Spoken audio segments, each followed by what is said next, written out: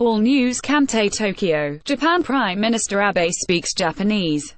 No translation provided. Vice President Pence: well, thank you, Mr. Prime Minister, for your kind words, for your leadership, for your friendship, and the warm hospitality that you've shown me and my wife. It's an honor to join you again in Tokyo for my second visit to Japan as Vice President of the United States. And, first and foremost, I bring greetings from a man who is proud to call you his great friend, a man who is also a great friend to the people of Japan, President Donald Trump. Last year, on his first trip to the Indo-Pacific, the first nation President Trump visited was Japan. A fitting tribute to his respect for you, Mr. Prime Minister, and his respect for the importance of the US-Japan alliance. As the President said during his visit, our nations share an enduring bond. America and Japan face many challenges and many opportunities. But as the President said, we will be facing them together, in friendship and as allies.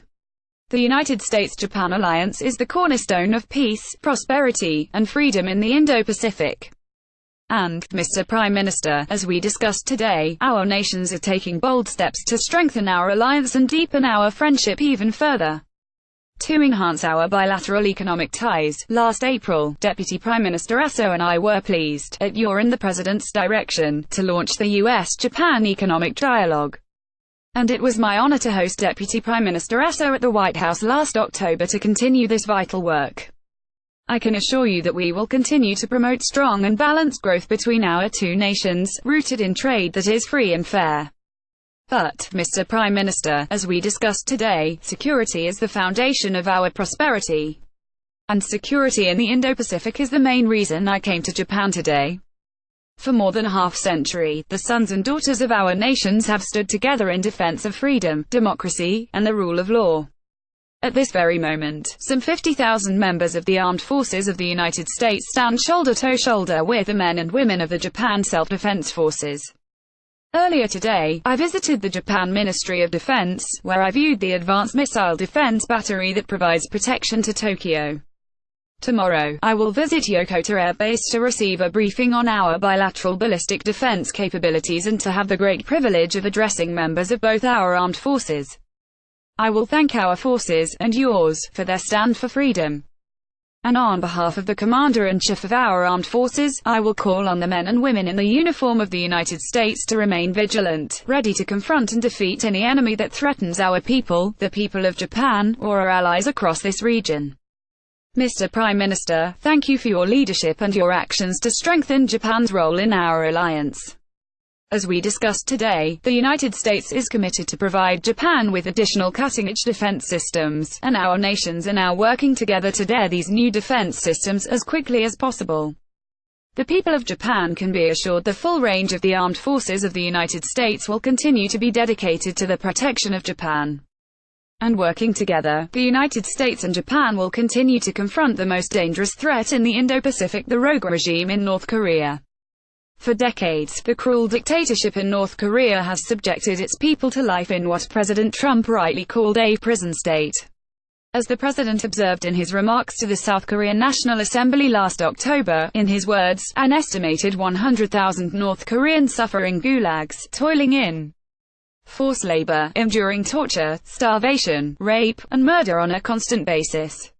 And even as they have impoverished their citizens and antagonized the region, North Korea, as we discussed today, continues to threaten our country, Japan, and the wider world by supporting terrorism, developing nuclear weapons, and testing ballistic missiles.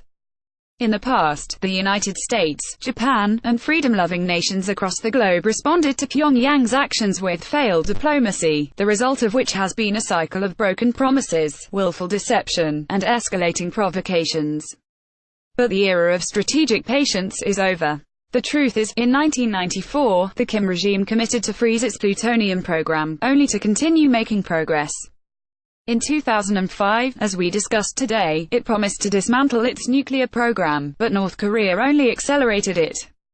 Over the years, North Korea has, as the President has said, repeatedly supported acts of international terrorism, including assassinations on foreign soil, and the regime even secretly helped Syria build a nuclear reactor in the mid-2000s.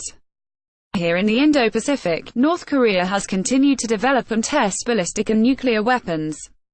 And last year, within less than 30 days, the regime launched 2 missiles over Japanese territory, and conducted yet another nuclear test in the same period of time. This week, as the world knows, North Korea is sending a delegation to participate in the Winter Olympics. They'll march under the same banner as South Korea. But we should not forget that North Korea and South Korea have marched under the same banner before. The world witnessed it at the Olympics in 2000 and in 2004, and the Winter Olympics in 2006, only to see North Korea to continue its pursuit of threats and provocations. In fact, North Korea tested its first nuclear weapon only 8 months after the conclusion of the 2006 Winter Olympics. Later this week, I will have the privilege to lead the United States delegation to the Winter Olympics. We'll be there to cheer on our American athletes, but we'll also be there to stand with our allies and remind the world that North Korea is the most tyrannical and oppressive regime on the planet. I'll be joined by the father of Otto Warmbier, a promising young man who was imprisoned and tortured in North Korea, only to pass away shortly after his release. As President Trump has said, we will honor Otto's memory with resolve. We will not allow North Korean propaganda to hijack the message and imagery of the Olympic Games. We will not allow North Korea to hide behind the Olympic banner the reality that they enslave their people and threaten the wider region. As we discussed, Mr. Prime Minister, today, the American people and the people of Japan, and freedom-loving people everywhere, long for the day when peace and prosperity replace Pyongyang's belligerence and brutality. But we will not repeat the mistakes of the past. As President Trump has said, past experience has taught us that complacency and concessions only invite aggression and provocation. And so vigilance and resolve will be our lodestar. All options are on the table. And the United States has deployed some of our most advanced military assets to Japan and the wider region to protect our homeland and our allies. And we will continue to. We've also brought unprecedented diplomatic and economic pressure to bear on North Korea through our maximum pressure campaign. Last November, as well, our administration redesignated North Korea as a state sponsor of terror. Together with Japan and our allies, let the world know this. We will continue to intensify our maximum pressure campaign until North Korea takes concrete steps toward complete, verifiable, and irreversible denuclearization.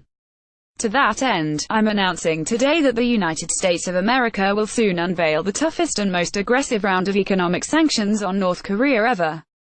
And we will continue to isolate North Korea until it abandons its nuclear and ballistic missile program once and for all. Mr. Prime Minister, President Trump and I are grateful for your friendship and your strong leadership. We're grateful for your commitment to stand strong and stand together in the face of North Korea. And we're thankful that you share our desire to strengthen our ties of friendship, commerce, and security. Japan is one of the most successful democracies and vibrant economies in the world. It is a living testament to the power of freedom, built on a foundation of respect for the rich heritage, history, and traditions of this ancient land. The United States of America and Japan have long stood together in defense of our most precious values and our way of life. And we will continue to stand together, as allies and as friends.